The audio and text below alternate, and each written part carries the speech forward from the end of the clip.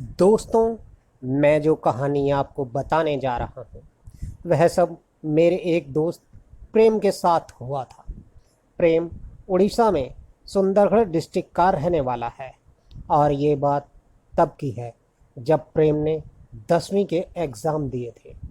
उन दिनों वो घर में ही रहता था। दरअसल प्रेम की तबीयत बचपन से ही खराब रहती थी। कभी उसे किसी की नज़र लग जाती थी और कभी वो डरावने सपने देखकर डर जाता था। और तबीयत खराब होने पर जब उसे झाड़ फूक वाले बाबा के पास ले जाते तो पता चलता कि उसे नज़र लगाने वाली कोई और नहीं बल्कि उनके पड़ोस में ही रहने वाली एक बूढ़ी औरत थी। बाबा ने उसके हाथ पर एक तावीज़ बांधा और उसके घर वालों को कहा कि इसे उस बुढ़िया से दूर रखना।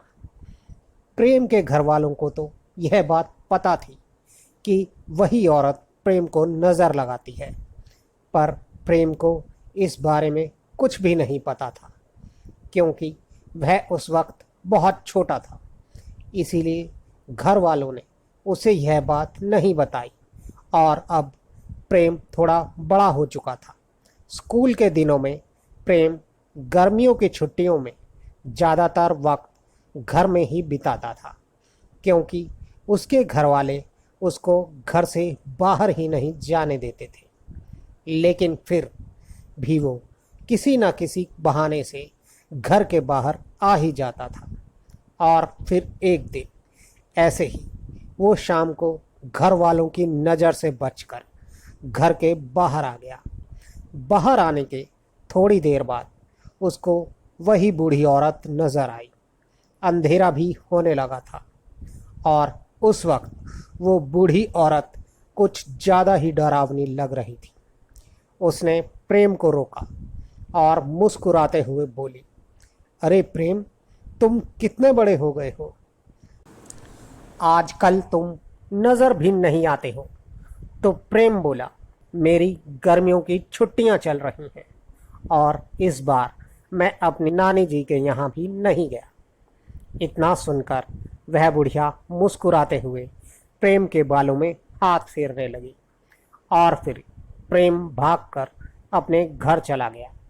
साथ ही मैं बता दूं कि उस वक्त प्रेम को उस बूढ़ी औरत के बारे में कुछ नहीं पता था और ना ही कभी उसके घर वालों ने उसे कभी उस बूढ़ी औरत के बारे में कुछ बताया था। और उस दिन से प्रेम को रात में डरावने सपने आने लगे। रात में सोते हुए वो अचानक से डर जाता और फिर वह रात भर सो नहीं पाता और सुबह होने तक उसको बुखार चढ़ जाता।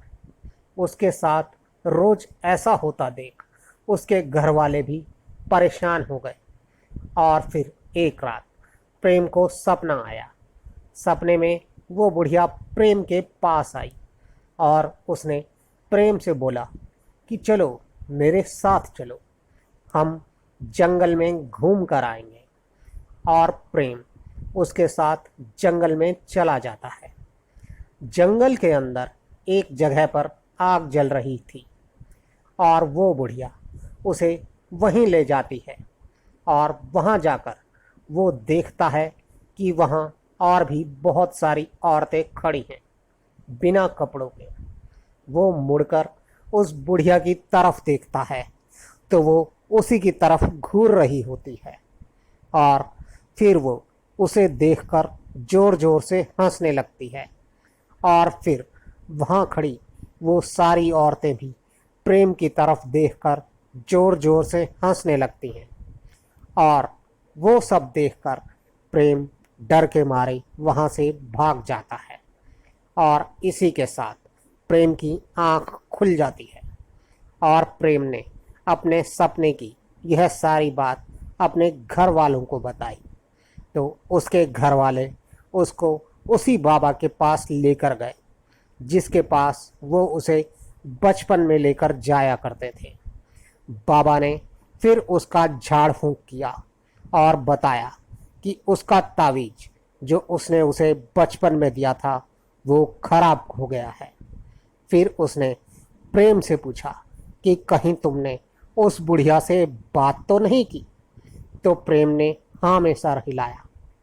फिर उसने प्रेम को एक नया तावीज़ दिया और फिर उसके घर वाले उसको उसकी छुट्टियां ख़त्म होने तक उसके नानी के यहाँ भेज देते हैं।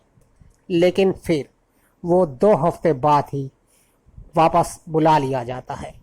प्रेम को समझ नहीं आ रहा था कि उसके घर वालों ने उसको इतनी जल्दी वापस क्यों बुला लिया।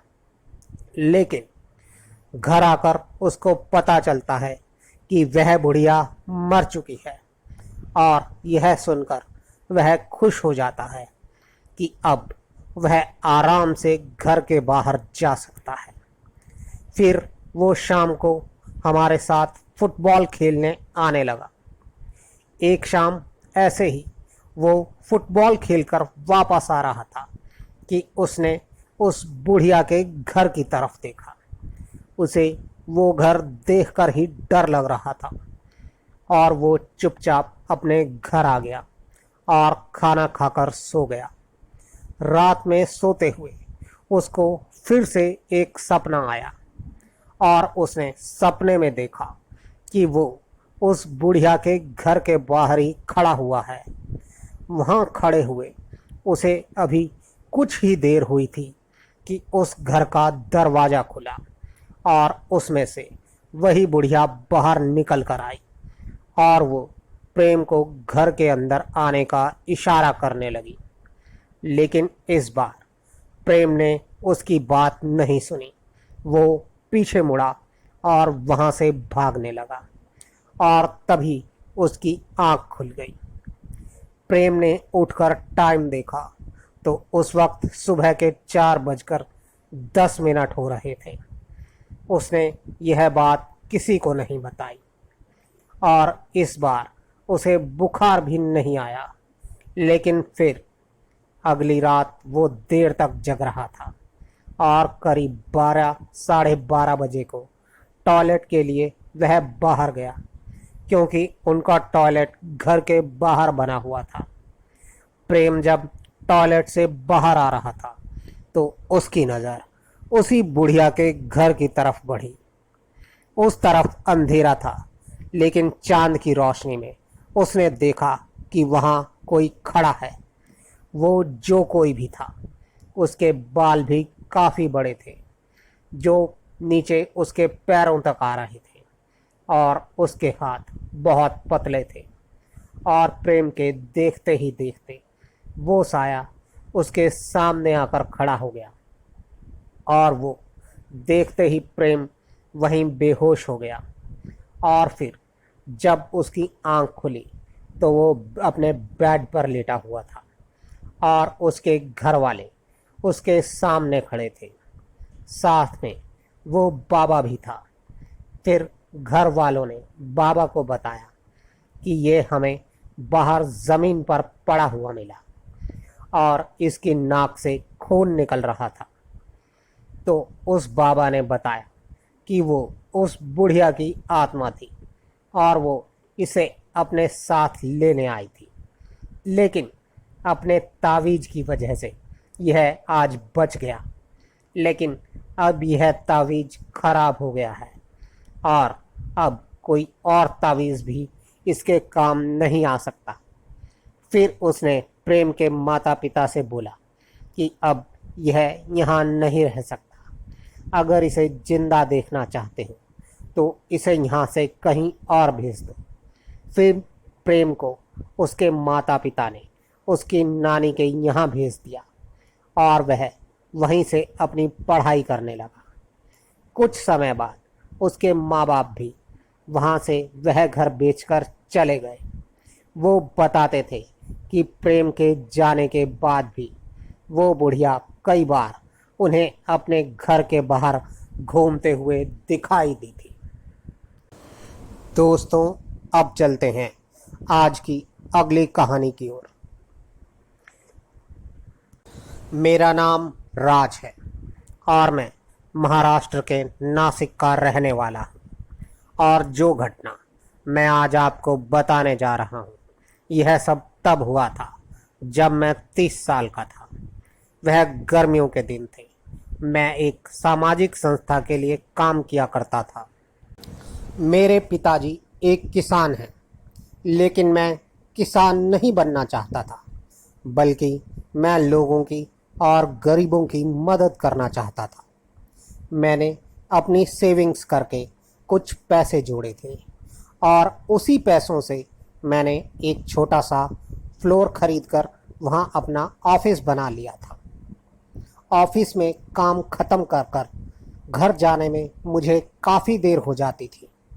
घर जाने के लिए जो रास्ता था वो एक जंगल से होकर गुज़रता था और मैंने गांव के लोगों से उस जंगल की कई डरावनी कहानियाँ सुनी थी।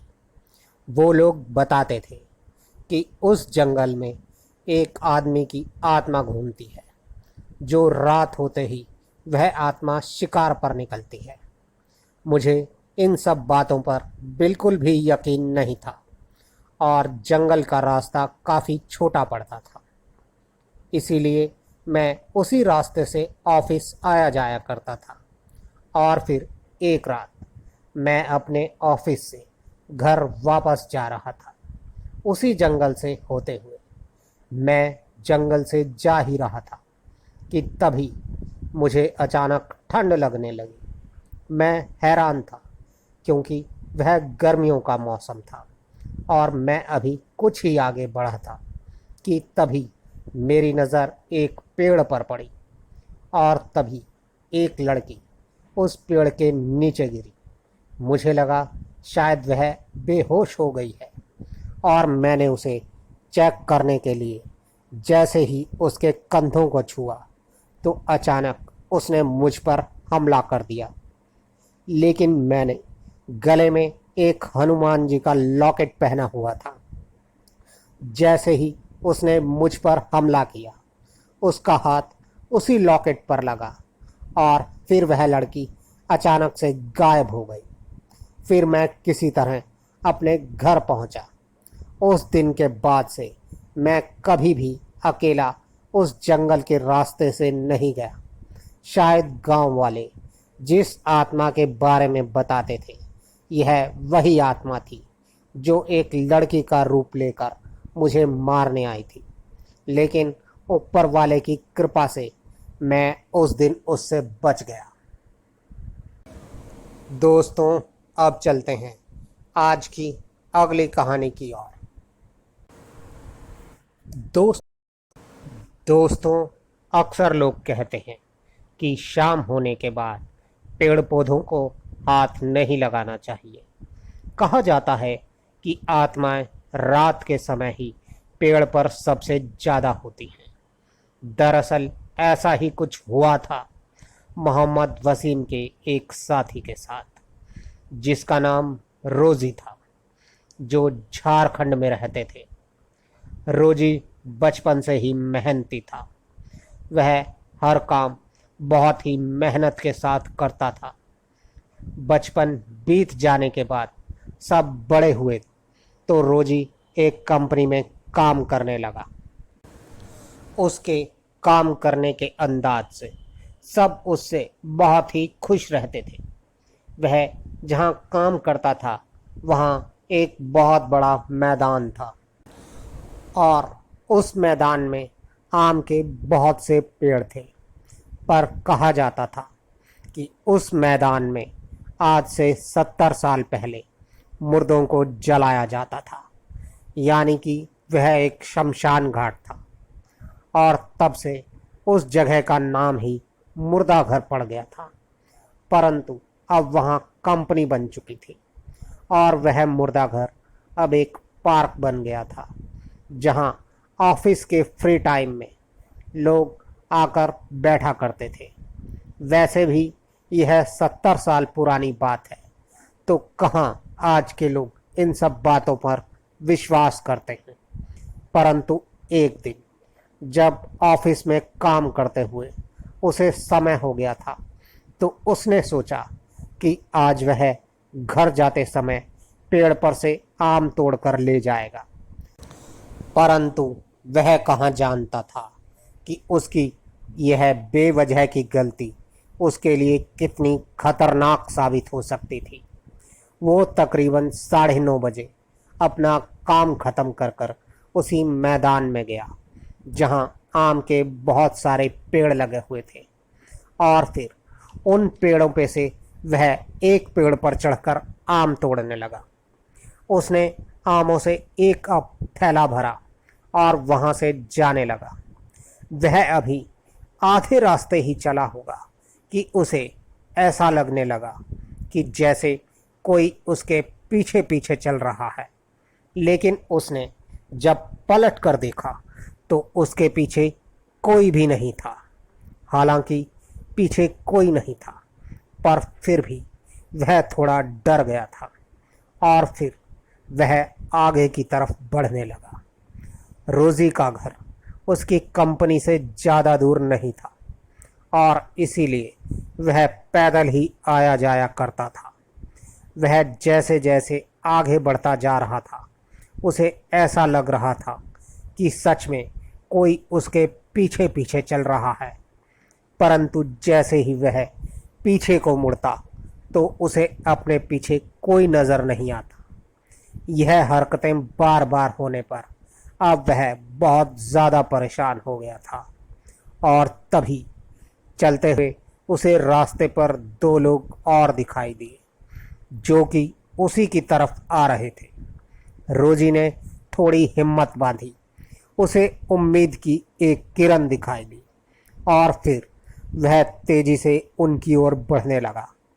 उसने सोचा कि वह उन लोगों की मदद से अपने घर तक पहुंच जाएगा, क्योंकि वह बहुत ज़्यादा डर चुका था और वह उनके पास पहुंचकर उनसे कुछ कहता उससे पहले ही वह दोनों खुद ही उससे बोल पड़े कि हमारे पेड़ से आम तोड़े हैं, कुछ हमें भी दे दो।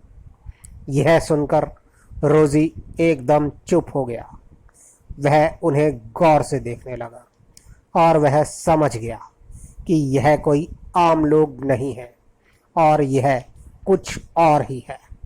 और फिर यह बात समझ में आते ही वह वहाँ से भागने लगा, परंतु वह दोनों भी उसके पीछे पीछे भागने लगे और वह बस एक ही चीज़ बोल रहे थे कि हमारे पेड़ से आम तोड़े हैं तो कुछ आम हमें भी दे दो। रोजी बहुत ज़्यादा घबरा चुका था। वह बस भागे ही जा रहा था। तभी रास्ते में एक तालाब आया और रोजी जैसे ही तालाब से आगे निकला, वह दोनों वहीं पर रुक गए, क्योंकि वहाँ पर एक मंदिर भी था जिसके कारण वह आगे नहीं आ पा रहे थे। परंतु वह चिल्लाकर एक ही बात बोल रहे थे कि आज तो तू बच गया, तेरी किस्मत अच्छी है। और यह कहकर वह लोग वहाँ से गायब हो गए। दोस्तों, उसके बाद रोजी जैसे तैसे अपने घर पहुँचा और घर पहुँचते ही बेहोश हो गया। और कुछ देर बाद जब उसे होश आया तो उसने देखा कि उसके सामने कोई 2 लोग बैठे थे जो देखने में तांत्रिक लग रहे थे और उनकी शक्ल उन्हीं दोनों लोगों से मिल रही थी। वो यह देखकर हैरान हो गया। उसे कुछ भी समझ नहीं आ रहा था। उसे यह भी समझ नहीं आ रहा था कि यह सब सपना है या कुछ और फिर उनसे बात करने पर उसे विश्वास हुआ कि वह दोनों तांत्रिक ही थे। पर वह अब यह सोच रहा था कि अगर यह दोनों तांत्रिक हैं तो इन्हीं की शक्ल में वो आदमी कौन थे। वह बदहवास सा था, लेकिन अपने पास अपने परिवार के लोगों को देखकर रोजी धीरे धीरे शांत हो गया। दरअसल उन दोनों तांत्रिकों को रोजी के भाई ने बुलाया था और फिर उन तांत्रिकों ने रोजी को बताया कि जिस बाग से वह आम तोड़ कर लाया है, असल में वह एक पुराना शमशान है और वहाँ आज भी रात के समय उन पेड़ों पर उन लोगों की आत्माएं वास करती हैं जिन्हें कभी उस शमशान में जलाया गया था। पर किसी कारण उन लोगों को मुक्ति नहीं मिल सकी। और जिन दो लोगों को उसने देखा वह भी वही आत्माएं थी, और उन्होंने यह भी कहा कि रात के समय हमें किसी भी पेड़ पर नहीं चढ़ना चाहिए, क्योंकि रात के समय यह शक्तियां पेड़ों पर वास करती हैं। और उन्होंने वह आम जो रोजी उस बाग से तोड़ कर लाया था, वह सारे आम भी बाहर ही फिकवा दिए, क्योंकि वह आत्माएं उन्हीं आमों के पीछे आई थी। और इसके साथ ही रोजी को उन्होंने उसकी सुरक्षा के लिए एक तावीज़ भी दिया। लेकिन उस दिन के बाद से आज तक रोजी कभी रात में किसी बाग में नहीं जाता, और वह रात में पेड़ पौधों से काफ़ी दूर रहता है। दोस्तों, आपको हमारी ये कहानी कैसी लगी, कृपया कमेंट्स बॉक्स में ज़रूर बताएं। और अगर आप भी हमें अपनी कोई कहानी भेजना चाहते हैं तो डिस्क्रिप्शन बॉक्स में हमारा व्हाट्सएप और टेलीग्राम का लिंक है, जिस पर आप हमें अपनी कहानी भेज सकते हैं। हम उसे अपने शो में ज़रूर शामिल करेंगे। तो जल्द ही आपसे फिर मुलाकात होगी। तब तक के लिए गुड। दोस्तों,